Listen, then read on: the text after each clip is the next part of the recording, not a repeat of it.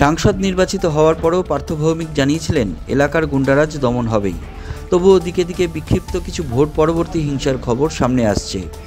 উত্তর 24 পরগনার মামুদপুর পঞ্চায়েতের 4 নম্বর সংসদে বিজেপি কর্মী পেশায় টোটো চালক সাধন ঘোষকে বেধড়ক মারধর করার অভিযোগ উঠল তৃণমূল পঞ্চায়েত সদস্য ও তার দলবলের বিরুদ্ধে।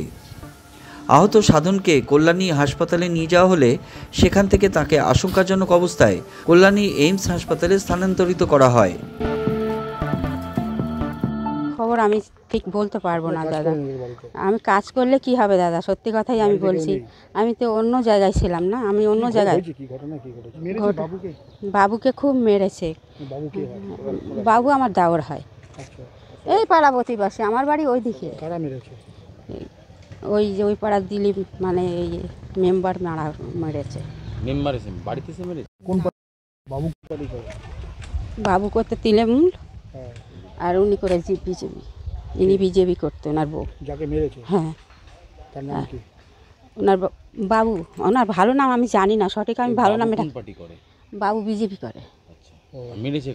মেরেছে তৃণমূলেরা। হ্যাঁ, এখন কোথায় আছে বাবু? বাবু এখন হসপিটাল আছে। না, আমার সঙ্গে দেখা হয়নি। ওর বউ ফোনে আমাকে যেটুকুনি বললো এই মুখে 6টা সেলাই পড়েছে, মাথায় সেলাই পড়েছে, এইটাই যা ওর বউ বললো সকালে ফোন করে আমাকে, এইটুকুনি। আর বিশেষ কিছু আমি জানি না। মার হয়েছে ওদের পাড়াতে। বাড়িতে কেউ নেই? না, বাড়িতে কেউ নেই। কি করতে গেছিল জানেন?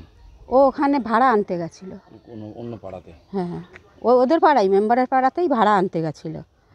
ওইখানে সব আজকে ষষ্ঠীতে সব ভাড়া যাবে, তাই ওরা আগে করে যাচ্ছিল। আর ওইখানে সাইডে গাড়ি নিয়ে বসেছিল। আর ওই যে ভদ্রলোক মেরেছে, ওই ভদ্রলোকের ওই যে ওর গাড়িটা আছে, ওর গাড়িতে মানে ছাতাটা লেগে গেছিলো। তাই বলছে আমার ইচ্ছা করে ধাক্কা দিলি। ও কিন্তু বসে আছে বললো সব ঘটনাই। চক্রান্ত করে মারছে, তাই তো? চক্রান্ত করে মারছে তো? হ্যাঁ।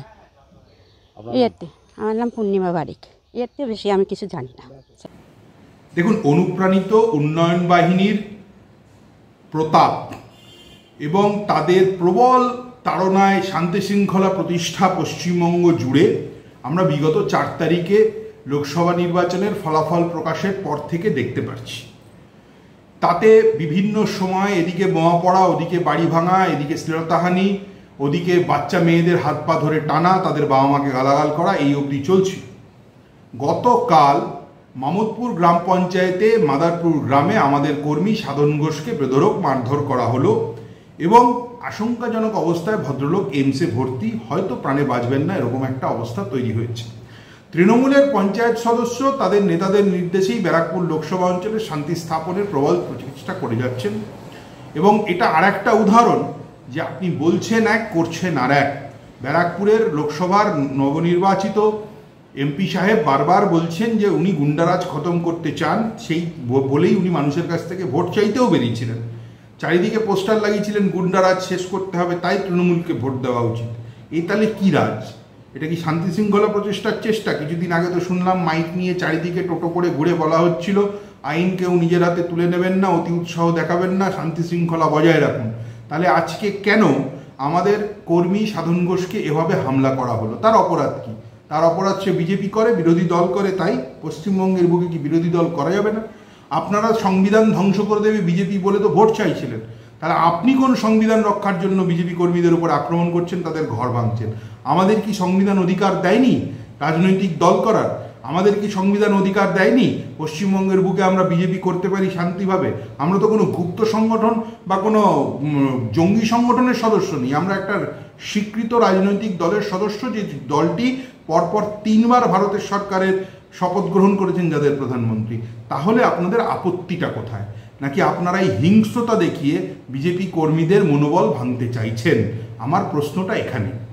আমি গতকালকে আমার কানে এরকম ধরনের খবর এসছে, আমি জানি না যে বিজেপি কর্মী কিংবা বিজেপির কোনো লোক কিনা, সেটা আমি জানি না। আমি শুনলাম যে মাদারপুরে এরকম একজন মারপিট হয়েছে, এক টোটো চালকের সাথে মারপিট হয়েছে।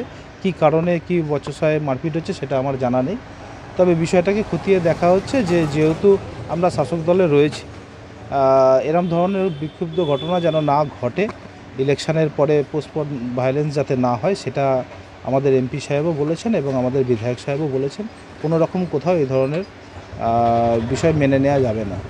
কিন্তু যেখানে রয়েছে গুন্ডারাজ দমন সেখানে তো ক্রমশ পোস্টাল ভায়োলেন্স বাড়ছে। হ্যাঁ, আমাদের একদম দলের তরফ থেকে পরিষ্কারভাবে বলা হয়েছে যে কোথাও কোনো ঘটনা আমরা মেনে নেব না, এবং কেউ যদি কিছু করে সেটা তার দায়িত্বের মধ্যে পড়বে, এবং তাতে প্রশাসনিকভাবে যে পদক্ষেপ নেওয়ার দল সেটা ব্যবস্থা নেবে। মেরেছে সে একদম মানে পঞ্চায়েত মেম্বারের বা পঞ্চায়েত যে মেম্বার আছে তার হ্যাঁ, আমিও শুনছি যে মেম্বারের স্বামীর সাথে হয়তো কোনো গণ্ডগোল আগে ছিল, কিংবা কোনো গণ্ডগোল হয়েছে টোটো নিয়ে, এরকম কিছু একটা বিষয় হয়েছে। আমার কানে খবর এসছে, আমি ইন ডিটেলস এখনও পাইনি। তবে যেটা হয়েছে যে হ্যাঁ, তর্ক বিতর্ক হতে পারে, কিন্তু গায়ে হাত দেওয়া এই ধরনের বিষয়গুলোকে আমরা বরদাস্ত করি না। তৃণমূল কংগ্রেস কোনো রকমভাবে এটাকে অ্যালাউ করে না। হ্যাঁ, বিষয়টা আমরা দলগতভাবে দেখছি যে কী ঘটনা ঘটেছে। অবশ্যই প্রশাসনিকভাবে এটার ব্যবস্থা হবে, যদি কেউ অন্যায় করে থাকে সেটার ব্যবস্থা প্রশাসন নেবে। আমার নাম বলরাম সাঁতরা, আমি যুব প্রেসিডেন্ট ব্যারাকপুর 1-এর এবং ব্যারাকপুর 1 পঞ্চায়েত সমিতির পূর্তের কর্মাধ্যক্ষ।